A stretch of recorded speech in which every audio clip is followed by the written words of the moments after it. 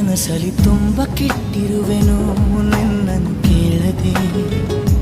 ರೆಕ್ಕೆಯ ನೀನೆ ಕಟ್ಟಿರಲು ಈ ಹೃದಯವು ಹಾರಿದೆ ನನ್ನ ಕೌತುಕ ಒಂದೊಂದೇ ಹೇಳಬೇಕು ಆಲಿಸುವಾಗ ನೋಡು ನನ್ನನ್ನೇ ಸಾಕು ಸಹವಾಸ ದೋಷದಿಂದ ಸರಿ ಹೋಗಬಹುದೇ ನಾನು ನನಗಾಗಿಯೇ ಕಾದಿಟ್ಟುಕೋ ಹಠವೊಂದನು